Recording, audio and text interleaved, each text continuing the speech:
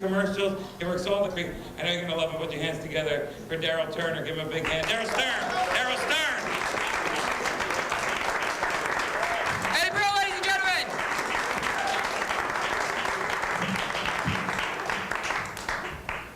I'm 24 years old, and I look like I'm 12.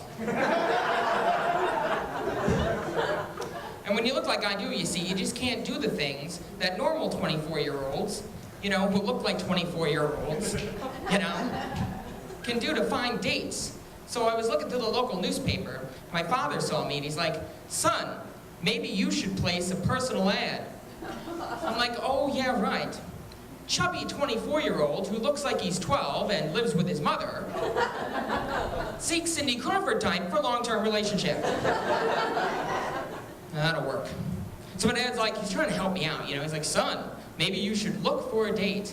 And I'm like, "Well, yes, Dad, I am looking for a date, but I'm not looking through the personal ads. I'm looking under child care." "Excuse me, miss, do you, do any babysitting?" It's a really easy gig with me now. I change myself, put myself to bed at 9 o'clock, tuck myself in. That's all right. Because I have no luck with women. You know why? Because I'm the nice guy. Are there any nice guys here? No, you're all scumbuckets and you're all getting laid. God damn it. This is how it goes for me, though. This is the relationship that I always have. I meet the girl for a little while, we talk for a little bit, then she goes like this. She gives me the phone call. Same thing every time. "Oh, Darrell, you're so sweet and nice and kind and romantic. You treat me so much better than my ex-boyfriend, Bobby. He treats me like shit and... oh, look! There's Bobby!" I think it might have something to do with my mother. Anybody here have crazy parents?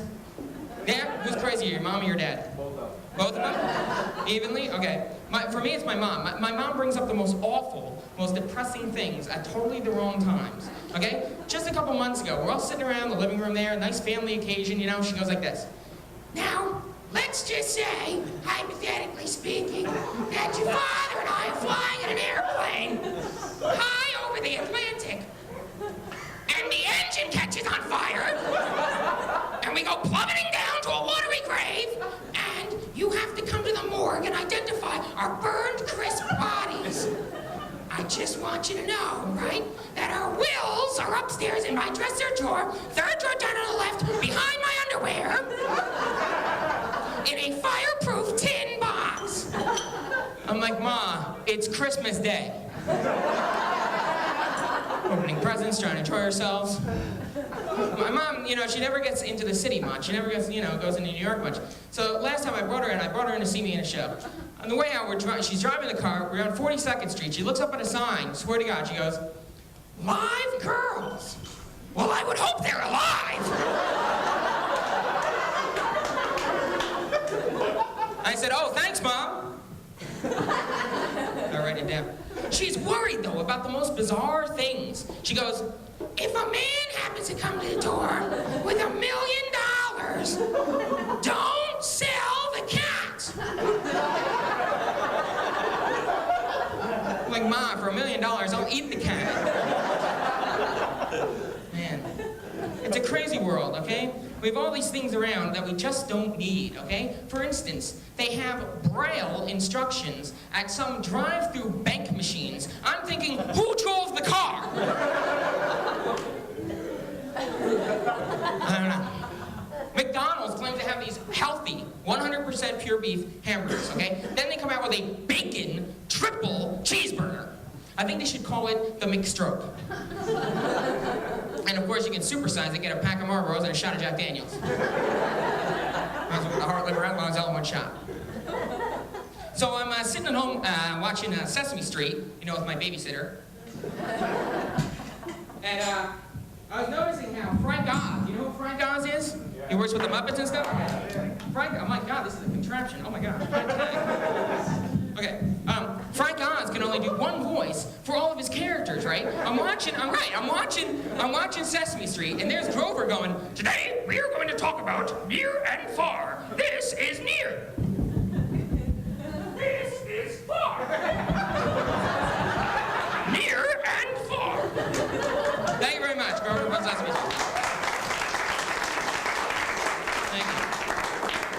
No, I turn on The Empire Strikes Back. That's the second Star Wars movie. Right? Right? And there's Yoda going, use the Force, Luke. I'm like, Grover, man. Is that you? It's like, did Frank Oz ever get confused on the set of The Empire Strikes Back and be like, today's use of the Force was sponsored by the letter P? I don't know. Then, of course, when Frank Oz would get stoned, you know, he'd become Jabba the Hutt. Jabba the Hutt's the big slimy guy in the third Star Wars movie, right? Because you know Jabba was smoking some serious stuff when Luke Skywalker walks in there, and he's like, Jabba! Pathetic actor, Mark Hamill. Pathetic. Even in TXX, Dolby Surround Sound, new video, he just sucks! Okay. Sucks. Okay. Jabba, if you don't release my friends, I'll be forced to kill you! Jabba the Hutt sitting there like,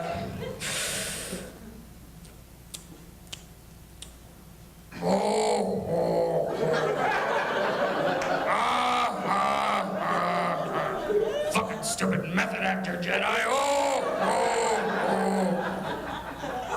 Jabba the Hutt, I mean, talk about typecasting. I mean, who the heck else was at the audition for this movie? And like, what has Jabba, poor Jabba, been able to do since Star Wars, right? Nothing. I mean, can you imagine Jabba the Hutt auditioning for some movies today? It's like, okay, Mr. Hutt, or maybe we call you Jabba, sit here on the park bench and say the line. Life is like a box of chocolates.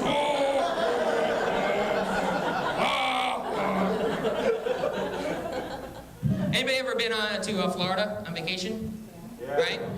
I don't know if you've ever noticed this, but every single place in Florida advertises that it's world famous, right? Now this makes no sense to me, right? Everything, every rest stop, every dive, every pothole, world famous. Now this makes no sense. Are there people in Japan planning family trips going, we could see Eiffel Tower Paris? No. Colosseum Rome? No.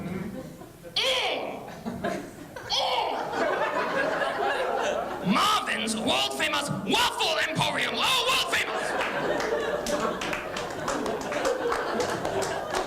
Are there travel agents in India going, oh, are you going to the United States? You must visit my son. He owns world famous 7-Eleven of Tampa.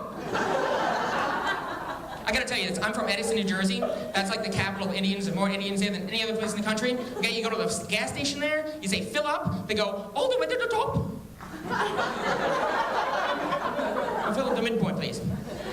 So I was thinking a lot about rock concerts, right? Because I was at a Van Halen concert a while back, and everybody's jumping up and down, screaming the names of their famous songs. They want the band to play, you know? They're like, John, Panama, woo!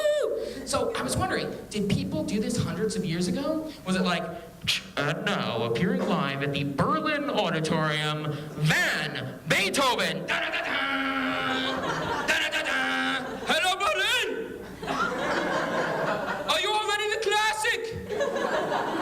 And people are going, Symphony Number 9! Symphony Number 9! And he's going, what? What? You know, because he's deaf. Beethoven was deaf. So. And they're going, 9! 9! Okay, I got one more thing to tell you. Then I head out. Right now, I'd like to show you folks a little bit of what I hope my comedy act will be like in about 50 years. Talk amongst yourselves.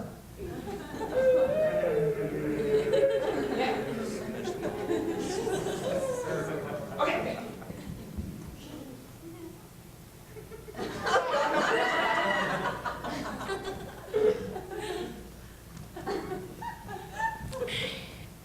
I'm 74 years old, and I look like I'm 12.